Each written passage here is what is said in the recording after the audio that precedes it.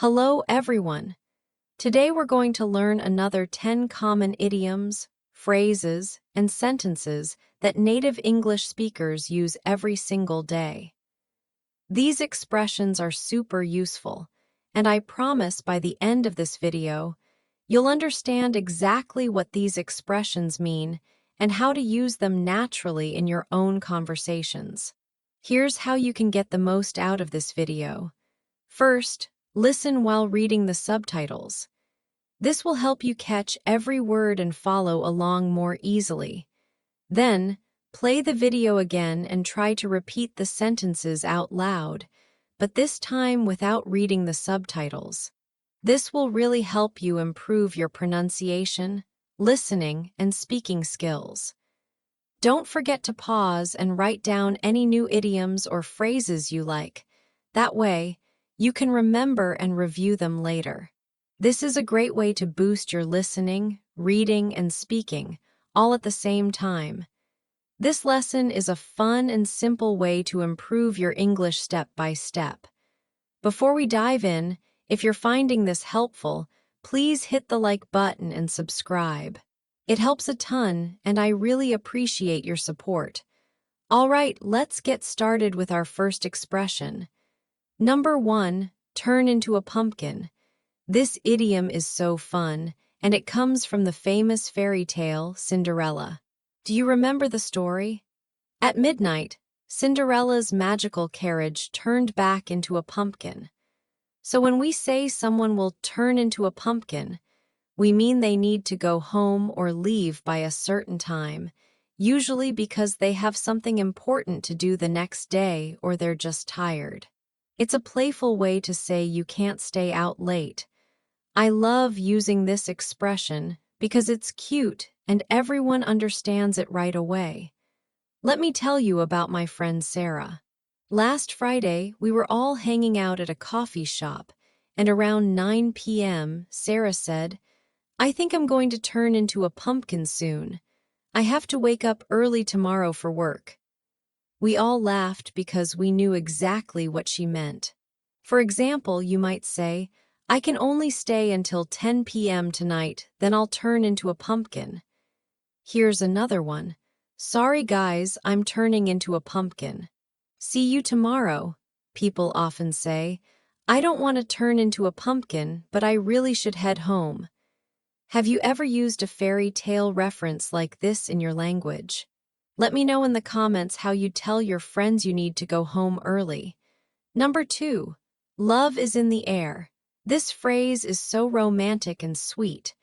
When we say love is in the air, we mean there's a romantic feeling or atmosphere around us.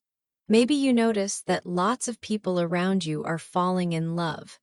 Or maybe it's a special time like Valentine's Day, when everyone seems more romantic than usual. You'll hear this expression a lot during spring, around Valentine's Day, or when people are talking about weddings and romantic events. It's like saying the whole environment feels romantic and lovely. I remember last spring, my coworker Emma got engaged, my neighbor started dating someone new, and my sister met her boyfriend all in the same month. When my mom called me, she said, "Wow, love is really in the air over there." It was such a perfect way to describe what was happening. For example, you might hear something like, "It's spring and love is in the air everywhere I look." Let's take this one. At the wedding, you could feel that love was in the air. You might also say, "Valentine's Day is coming, and love is definitely in the air at the office." Do you have a similar expression in your language about romantic feelings? I'd love to hear about it in the comments. Number 3, what are you doing this weekend? This sentence is probably one of the most common questions you'll hear in English. Native speakers ask this all the time, usually on Thursday or Friday when the weekend is coming up. It's a friendly way to start a conversation and show interest in someone's plans. The great thing about this question is that it's perfect for small talk. You can ask it to coworkers, friends, classmates, or even people you don't know very well. It's casual and friendly, and it gives the other person a chance to share what they're excited about. Just yesterday, my neighbor asked me this exact question when I was getting my mail. I told him I was planning to visit my parents and maybe go hiking. Then he shared that he was going to try cooking a new recipe. It turned into a really nice conversation about cooking and family. For example, you might ask, "Hey, what are you doing this weekend? Any fun plans?" Here's another one. "I'm so tired from work this week. What are you doing this weekend to relax?" People often say, "What are you doing this weekend? Want to grab coffee on Saturday?" This question is so useful because it works in almost any situation. Have you ever been asked this question? How did you answer? Tell me in the comments. Number 4, I'm stressed out.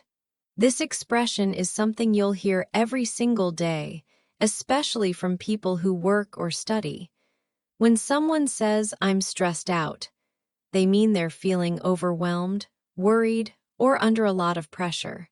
It's stronger than just saying "I'm busy" or "I'm tired." The word stressed comes from the idea of pressure, like when you press on something. When we add out to it, it means the feeling is really strong and affecting us a lot. Native speakers use this expression all the time because, let's be honest, modern life can be pretty stressful. My friend Jake is a college student, and last week he had 3 exams and a big project due on the same day. When I asked him how he was doing, he said, "I'm so stressed out right now I can barely sleep." I could hear it in his voice. He wasn't just busy, he was really overwhelmed. For example, someone might say, "I'm stressed out about my job interview tomorrow." Let's take this one. "All these deadlines are making me stressed out." You might hear something like, "I'm completely stressed out trying to plan this wedding." The nice thing about this expression is that it helps people understand that you're not just busy, but you're really feeling the pressure. Do you ever feel stressed out? What stresses you out the most? Share in the comments. Number 5, we're behind schedule. This phrase is super common in work situations, school projects, or any time people are working together on something with a deadline. When we say we're behind schedule, we mean we're not making progress as fast as we planned, and we might not finish on time. Think of a schedule like a timeline or a plan. If you're behind it, that means you're slower than you wanted to be. You'll hear this expression a lot in meetings, group projects, or when people are planning events. I was helping my sister plan her birthday party last month, and we had everything mapped out. We were supposed to send invitations 2 weeks before the party, but 3 weeks before, we still hadn't chosen a location. My sister looked at our list and said, "Oh no, we're behind schedule. We need to pick a place today." It was a wake-up call that we needed to work faster. For example, you might hear someone say, "The construction on the new building is behind schedule." Here's another one. "We're behind schedule on this project, so we need to work extra hours this week." People often say, "I know we're behind schedule, but let's not panic. We can still make it work." This expression is really helpful when you need to let people know that time is becoming a problem. Have you ever been behind schedule on something important? Let me know in the comments. Number 6, you brought this on yourself. This expression is a bit more serious, and you need to be careful when you use it. When someone says, "You brought this on yourself," they mean that the person is responsible for their own problems or bad situation. It's like saying, "This happened because of your own choices," or "You caused this problem." You might hear this from friends, family, or coworkers when someone is complaining about a situation that they actually created. It's not always said in a mean way, but it can sound a bit harsh, so you want to use it with people you're close to or when you're trying to teach someone a lesson. I have a friend named Mike who never studies for his exams. He always waits until the last minute and then gets stressed out and does poorly. Last semester, he was complaining to me about failing his chemistry test, and I said, "Mike, I'm sorry, but you brought this on yourself. You knew about this test for 3 weeks." He knew I was right, and it actually motivated him to study better for the next one. For example, you might say, "If you didn't save any money and now you can't pay rent, you brought this on yourself." Let's take this one. She never practices piano and then wonders why she's not improving. She brought this on herself. You might hear something like, "I know you're upset about losing your job, but you were always late. You brought this on yourself." Remember, this expression can hurt people's feelings, so use it carefully.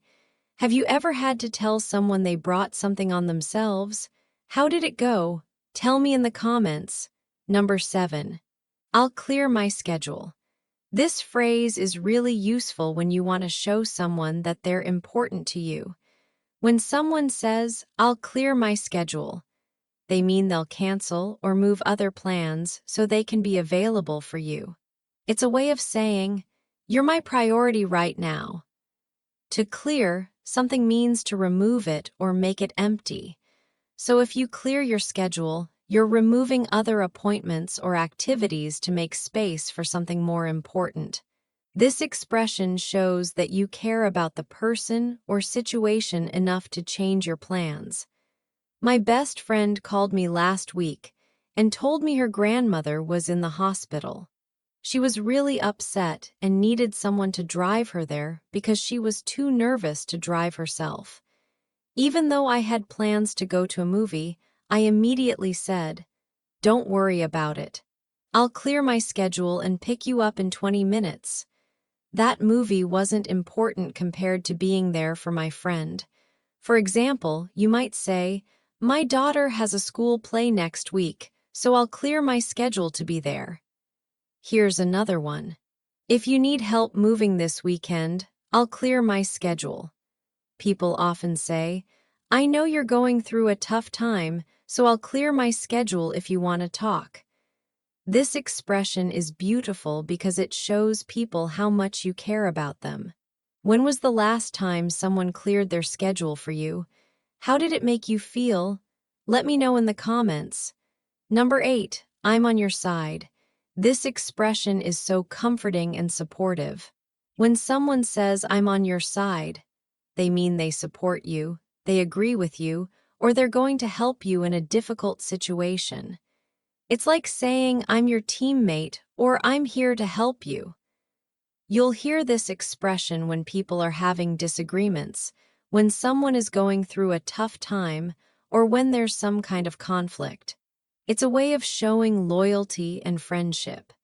This phrase can make people feel so much better because it means they're not alone. My coworker Anna was having trouble with our boss because he kept giving her extra work without extra pay. She was thinking about talking to him about it, but she was scared she might get in trouble. When she told me about it, I said, "Anna, I'm completely on your side. What he's doing isn't fair, and if you want to talk to him, I'll support you." Just knowing that someone believed in her gave her the confidence to have that conversation. For example, you might say, "I know your parents don't understand your decision, but I'm on your side."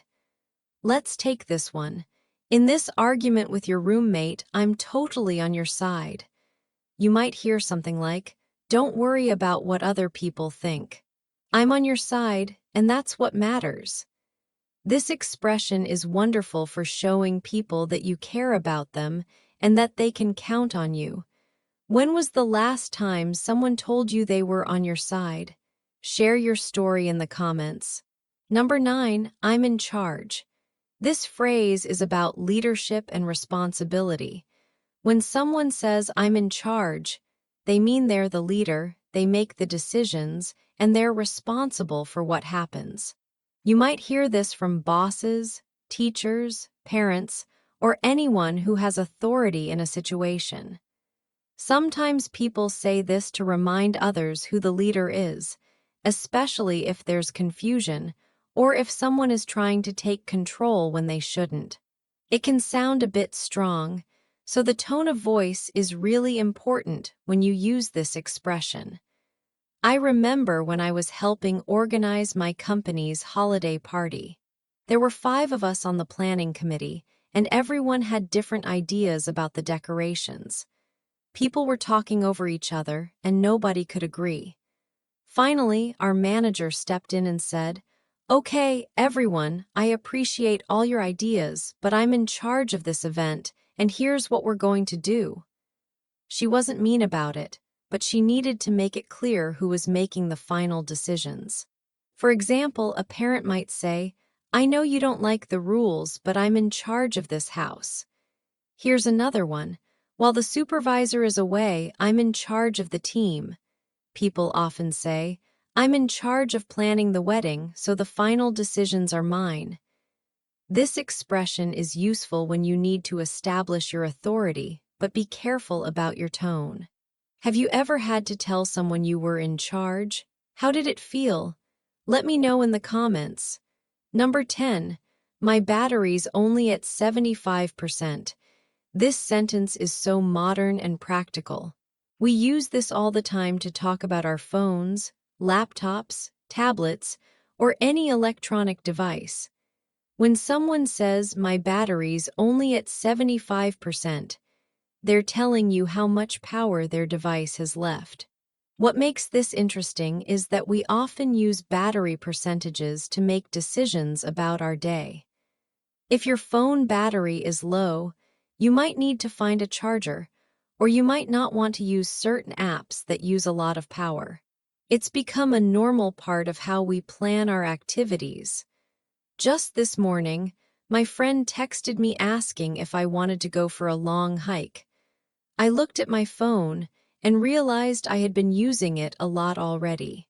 I texted back, "My battery's only at 75%, and I forgot my portable charger. Can we stick to the shorter trail instead?" She totally understood because she's been in that situation too.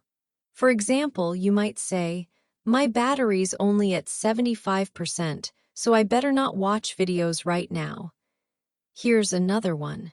"I need to charge my laptop because the battery's only at 75% and I have a long meeting later."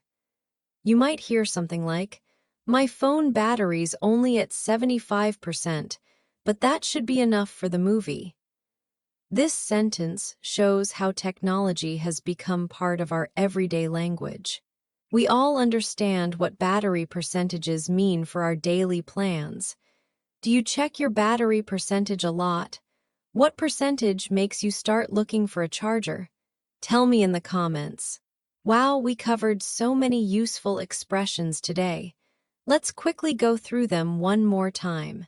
We learned about turn into a pumpkin for when you need to go home early, love is in the air for romantic atmospheres, and what are you doing this weekend? For friendly conversation starters. We also talked about I'm stressed out for when you're feeling overwhelmed, we're behind schedule for when you're running late on projects, and you brought this on yourself for when someone caused their own problems. Then we covered I'll clear my schedule to show someone they're important. I'm on your side for support and loyalty. I'm in charge for leadership situations, and my battery's only at 75% for our modern tech-filled lives. These expressions are going to make your English sound so much more natural and native-like. The key is to practice them in real situations. Try using 1 or 2 of them this week in your conversations. I really hope this lesson was helpful for you. If you enjoyed it, please give it a thumbs up and subscribe to our channel for more lessons like this one. Tomorrow, we're going to learn 10 more amazing expressions that will take your English to the next level. Which of these 10 expressions was your favorite today? Are you planning to use any of them this week? I'd love to hear from you in the comments below. Take care and keep practicing your English. You're doing such a great job, and I'm so proud of how hard you're working to improve. See you in the next lesson.